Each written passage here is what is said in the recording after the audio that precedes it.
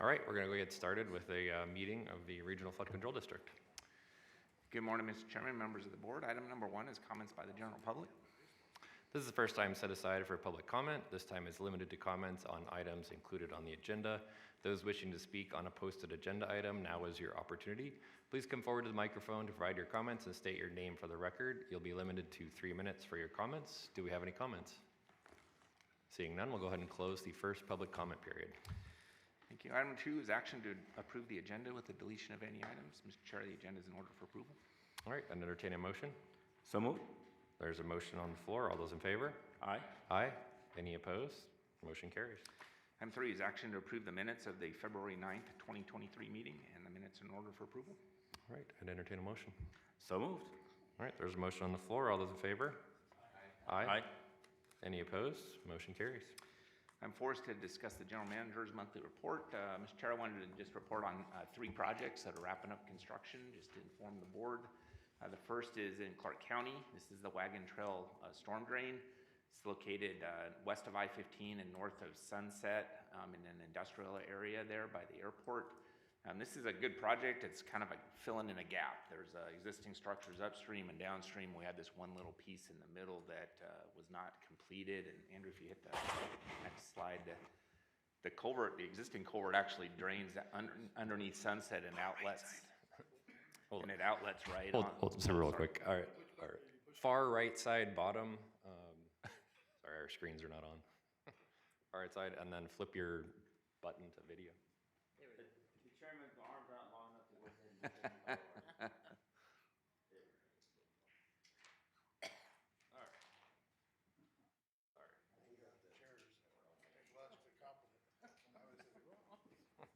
All right.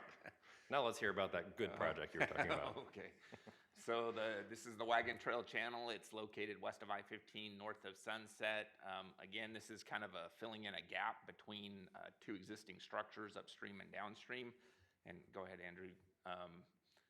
The existing culvert as it existed prior to this project actually drained under Sunset, and it outlet right on the parking lot of this industrial site here, and the water had to flow around the buildings to get up to the north. And so what this project did was tie into that facility at Sunset, take it up to the north and into Tico, and then tie it into the facility up to the north of the project. Next slide, thanks. Here's a couple of pictures of the project under construction. Not a very big project, but an important one nonetheless, about $2.4 million bid. Next slide. This is the Whitney Ranch Channel. This is located in the city of Henderson, kind of near the Galleria Mall, north of Sunset, west of Stephanie. This was an existing channel that ran through this subdivision that was built many years ago. The channel was deteriorating. It was a little under capacity, especially at the culvert crossings for the streets that cross over this channel. It was causing a backup of water that created special flood hazard areas at each of those locations. And we had a really difficult time maintaining it because of the access issues. There was no access road that was built alongside the channel, so it was very difficult to get equipment in to maintain the channel. So next slide, Andrew. So the upper left kind of shows the channel as it exists. You can see that it went really right up to the walls of the subdivision. And so what we did was pull that channel out and added a box culvert to carry the water, so we can drive on the top of the box culvert now to get access to the facility. So as you might expect, when you're building something right close to existing development like that, it took a lot of patience on the part of the people that live there to put up with all the construction activity, but they handled it very well, and we appreciate that. It was about an $18 million bid. It was designed by WSP Engineers, and Henderson handled the construction management themselves, and the contractor was Harbor Construction. Will there be public access on top of that now for like a bike trail or anything like that? There may be a potential for that in the future. It wasn't planned with this project, but there is a park at the west end of the facility, so it might not be a bad idea to tie in. Yeah, I'm sure. Agreed. Okay. Go ahead, Mr. Vice Chair. Yeah, I guess part of the project though is shoring up also those privately held walls, right? So they don't buckle in case there's like some sort of leak? Correct. Yes, they had to protect and place those walls. If any were damaged, then they'll replace them. This is a good project, you know. We always see those nightmare scenes of people's property getting undermined by flooding, so this will take care of that. A wise investment. Pardon? I said this is a very wise Oh, investment. thank you. And next slide, Andrew. And this is another project in Henderson. This is the Anthem Parkway Channel. It's similar to the first project. It's kind of a gap project. We had facilities to the south and facilities to the north, and this is tying those two projects together. It was being done in conjunction with a park improvement there, so they did a design-build project on this and included the drainage in that. So everything was done all at once. Go ahead, Andrew. So this was a cast-in-place box culvert. A lot of times you see us using precast boxes that are made off-site and hauled to the site.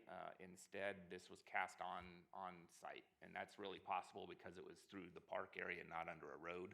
Usually, if we're putting something under a road, we have to use precast because we can get it in a lot quicker than doing a cast-in-place, but we do like using cast-in-place when we can. So that's a good project, and then you can see a picture of the park that's coming in on the top of it. The flood control portion of this was a $3.3 million bid. And that concludes my general manager's report. Any questions? Thank you, Mr. Parrish. Any questions? Hearing none, move on to the next item. Part 2 of your agenda is the consent agenda. These are items 5 through 10 that are considered to be routine and may be acted upon in one motion if the board so desires. All right, I'll entertain a motion to approve the consent agenda. Move to approve. All right, there's a motion on the floor. All those in favor? Aye. Aye. Any opposed? Motion carries. Part 3 of your agenda is discussion items. Item 11 is Centennial Parkway Channel West, Farm Road, Osa Blanco to Teepee, City of Las Vegas. Item 11A is action to accept the project presentation. Mr. Chair, the city is requesting construction funding on this job. We have a presentation prepared, and Mr. Jeff Grice with Jacobs is here to present.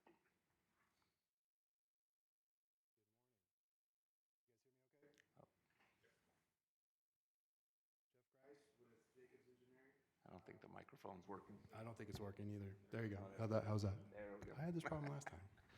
Okay, there we go.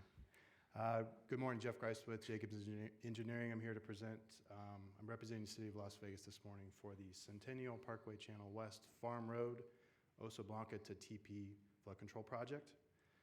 This is a storm drain project located up in the northwest part of the valley, kind of by US 95 and Durango. This is Regional Flood Control Facility CNFR 0000. It's approximately a 0.7 mile long 7x6 RCB that will convey 849 CFS to the existing flood control facility that runs along US 95. This is a typical cross-section of what we're going to be constructing in the roadway. Like I said, a 7x6 RCB. We're approximately 10 to 20 feet deep to the bottom of the trench with this facility. A couple of pictures for you here. This is at the upstream end of the project at Teepee Lane looking east.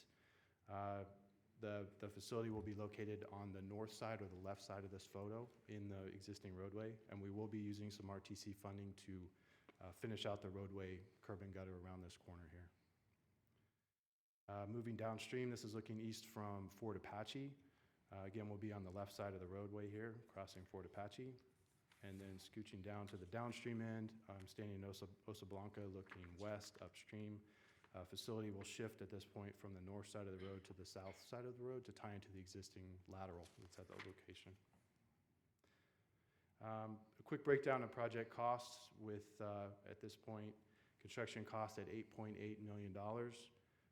RTC funding, as I mentioned, about $354,000 with a total project cost of $10.8 million. At this time, our construction documents are 90% complete. We have all the necessary permitting in place, and there's no additional right-of-way required for the project. We're anticipating award bids in November of this year with start of construction in January of '24 and a project duration of 9 months. Are there any questions? Are there any questions for Mr. Price? Very good. Thank you for presentation. Thank you. If there's no questions, staff would recommend you accept the project presentation. All right, is there a motion to accept the project presentation? Move to approve. All right, there's a motion on the floor. All those in favor? Aye. Aye. Any opposed? Motion carries. Item 11B is action to approve and authorize the chair to sign the interlocal contract for construction. Mr. Chair, this is an interlocal contract with a fiscal impact of $9,526,125. We do have sufficient funds for this project. Staff recommends approval. Very good. Can I entertain a motion? So move. All right, there's a motion on the floor to approve and authorize the chair to sign the interlocal contract for the construction. All those in favor? Aye. All those opposed? Any opposed? Motion carries. Item 12 is action to accept the presentation by Applied Analysis of the 2022 Flash Flood Awareness Survey. Mr. Chair, every other year we do a survey of residents to kind of gauge how well our flood safety advertising campaign is doing and reaching the citizens. And so we hired Applied Analysis to do that for us. And Mr. Brian Gordon is here from Applied Analysis to present the findings. Thank you, Mr. Gordon. Thank you, Chairman. Appreciate the opportunity to be here. Our firm is, my name is Brian Gordon, for the record, with Applied Analysis. We prepared the research that we're going to present here for you today. The Clark County Regional Flood Control District has been performing this type of resident-based research since about 1999, so you have a long track record of information and survey results to share not only with this board, but as well as the community as a whole. So I'll walk you through some of the highlights in terms of what we did and some of the results and feedback that we obtained from the residents of Southern Nevada. On the screen, I just have the high points in terms of what it is we did. We talked to about 700 people throughout Southern Nevada. We contacted them both via telephone as well as online methods to gauge their feedback and perceptions about flood-related matters, including all of the great work that this organization does. Based on that sample size, we've got a confidence interval of about 95%, which translates into a margin of error of about 3.7%. All that means is that these results are statistically significant and within a margin of error of close to 4%. The folks that we talked to were pretty well dispersed throughout the Southern Nevada market. We've got the distribution of the percentages of where they originate from, where they live on a full-time basis. So you can see we had a pretty good dispersion of folks throughout the Las Vegas Valley, which gives us some comfort. We've got a fairly good cross-section of residents that we did speak to. We also asked about whether they own or rent their homes, and so we had a pretty decent split there in terms of the owners versus renters, which was also representative of the overall population. Educational attainment was fairly well distributed as well and representative of the community, and then the gender mix was also close to a 50-50 split and reflective of the Southern Nevada community. So these are the folks that we talked to. Again, I think they're pretty representative of who lives here in Clark County. Some of the questions we asked them, the first one relates to this, what we refer to as an unprompted response, where we just asked them blindly a question about whether they're aware of any weather-related dangers that can occur in Southern Nevada. About 69% of them said yes. And so you get a sense that many folks here in the community are aware of what can happen as it relates to just weather-related dangers generally. And then we asked them as a follow-on question to that, what types of weather-related dangers are they aware of? And again, we didn't provide them a list of questions or a list of topics to respond to, but 86% of folks suggested that flash flooding or floods was identified as something that they were aware of. Some of the other top responses included dust storms and high winds, extreme heat, not surprising here in Southern Nevada, so forth and so on. But the highest ranking one was flash flooding among those that blindly were offering their feedback. And so when you take the percentage of folks that were aware of weather-related dangers and those that suggested it was flash flooding or floodwaters, that tells us about 59% of folks unprompted cited flash flooding as a concern that they were aware of here in the community. And so a relatively high percentage. We see how that's trended over time. I mentioned these surveys have been conducted back to 1999, so you can get a sense. You see some ups and you see some downs, but some of that variation is due to what's happening with the weather, whether we're actually incurring these types of conditions around the time that these surveys are taken. This particular survey was conducted around October of 2022. Thank you. Brian, is there any questioning about how long people have lived here? I mean, we're growing so quickly. Obviously, we have a lot of people from California, but we're getting them from everywhere else. So I think that would be relevant, obviously, as we look to marketing wherever we're marketing as well. That's a great question, Mayor Goodman. We did include, we have a much more lengthier report that I'm not going to walk through all of the details for you today.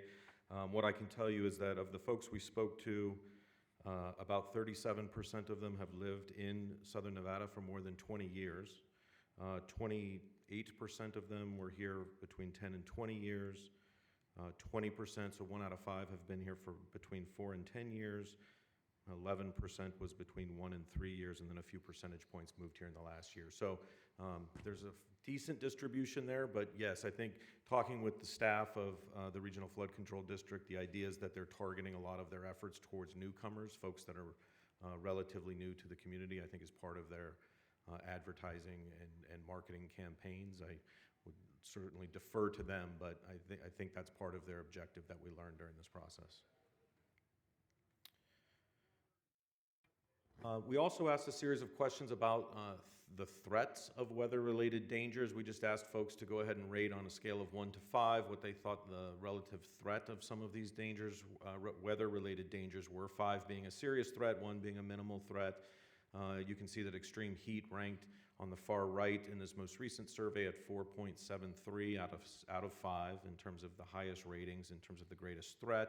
Drought was number 2. That actually bumped up a spot from number 3 to number 2. Obviously, we've heard a lot more about drought conditions here in Southern Nevada, and so I think the awareness has hit the radar for a lot of folks. So that moved into the number 2 spot. But floods and flash flooding still ranked pretty high and up in around number 3 in terms of the threats. And again, you can kind of see how they compared to prior periods. But the awareness is there. People are cognizant that there are threats associated with floods and flash flooding. Have you ever encountered a flooded street while in a vehicle? We thought this was particularly interesting. About 73% of folks said that they have actually run into a flooded street. The whole point of what you all are doing, at least from a communications strategy perspective, and so a little bit higher than we probably would have expected. And here's what folks said what they did when they ran into a flooded street. What exactly is it that they did? 60% of folks said they turned back and took an alternative route, exactly what we wanted them to do. Then we saw what some other folks did. We saw about 27% of folks said they drove through it and made it through. Great, they made it through. Probably not the wisest move in terms of driving through it. You can see lower down on the list at about 1.8%, folks drove through it and actually got stuck, so that's not a good thing. And you can also see some other responses here, but clearly a significant share of those folks that ran into those types of conditions knew generally what to do. There is still a share of them that did not. Obviously, that's problematic. Mr. Vice Chair? Yeah, I just, the first thing that I think to myself, I mean, I drive a four-wheel drive pickup truck, it's not really lifted up very high, but, I know that I would be tempted to drive through if I see a flooded street, especially if I knew this, I was very well acquainted with it, right? But, sitting here, I always tell myself now, there's a few places that I do not know in the valley, and I would not drive through. Was there any data that actually asked what kind of vehicle people were driving? Because, I mean, we do have a lot of people here who drive pickup trucks, and, gosh darn it, people think that you can drive through with anything in an SUV, and you really can't. Has that been factored into any of these calculations or stats? Oh, well, there you go. Oh, my gosh. Thank Man, you, you guys Mr. Vice just Chair, read my for mind, throwing you up know? that softball. I appreciate it. Thank you. We'll work on the next few slides together, too, apparently. We did not specifically ask about what vehicle they were driving, though, to be clear, but these were the follow-on responses as to why they did choose to drive through those flooded streets. And so, not surprisingly, a lot of folks just didn't realize it wasn't unsafe to do that, and so you see what that looks like. And then you see the other responses, but you do see in the middle of the pack there driving in a high truck. So, common sense would tell you that you're better equipped to get through different levels of floodwaters, I suppose, and I think the team here Staff would confirm that that's actually the case, and so there's some different varying levels of different heights in terms of when those waters become dangerous, and we'll walk you through that here in just a second. But you get a sense of why people were doing what they were doing. Thought it would be fun to do.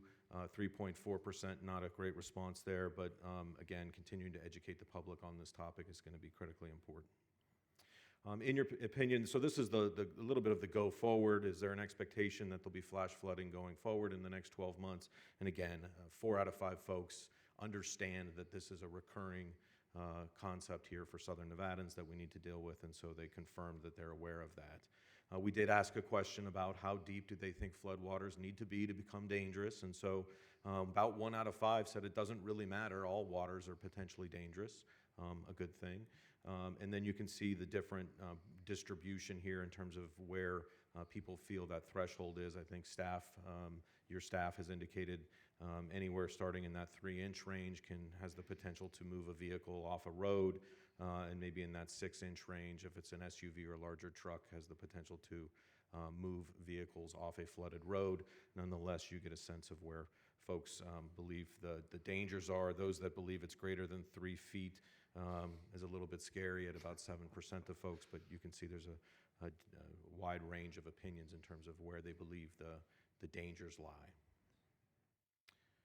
Mayor? Thank you, Mr. Chair.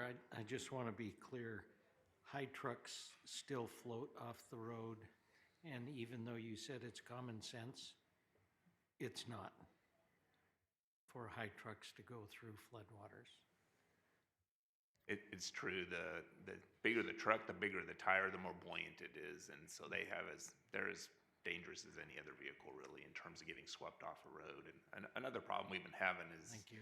Elon Musk has been tweeting about how Teslas float, and maybe they do, but once you lose control of your vehicle, that's it. It doesn't matter if it floats or not. You're still going to get injured or killed.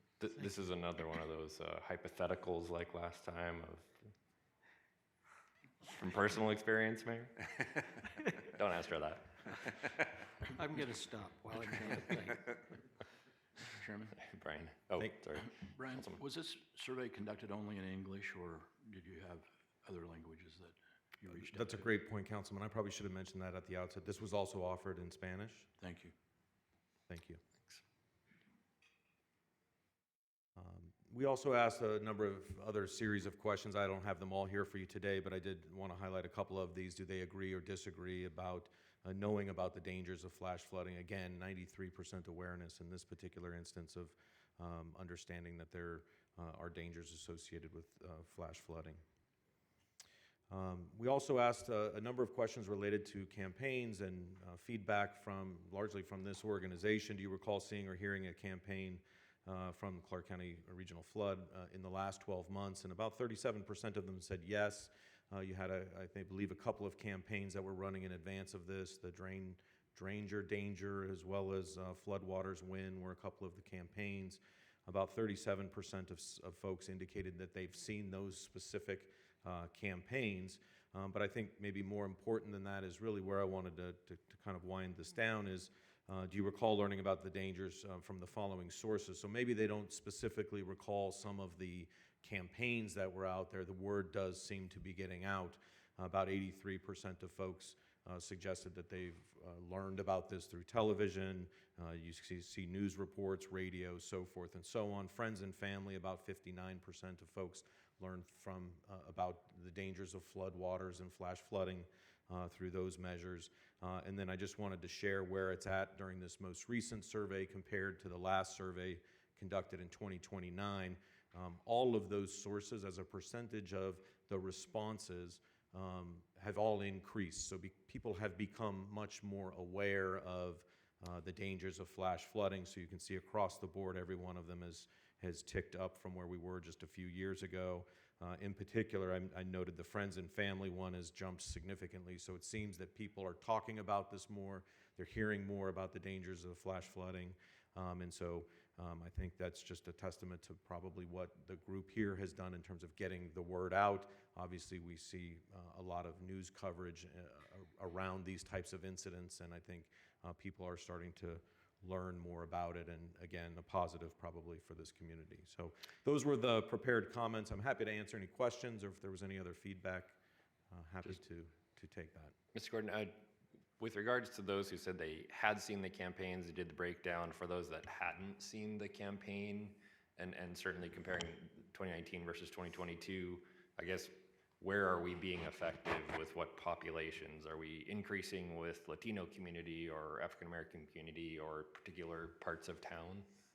That's a great question, Chairman. I don't have the answer here for you. I'm certainly welcome to, I'm happy to sort of carve the data up that way and take a look at what it looks like for those that haven't maybe seen those campaigns to get you a better sense. But what I will say is when we see that 83% of folks have learned about flood dangers through television, for example, that's of the entire population. So if 37% are only familiar specifically with the campaigns here, it tells me we're probably going to see a fairly similar distribution among those that haven't specifically seen the campaigns, but I'll get the data so we can make sure that that's actually the case.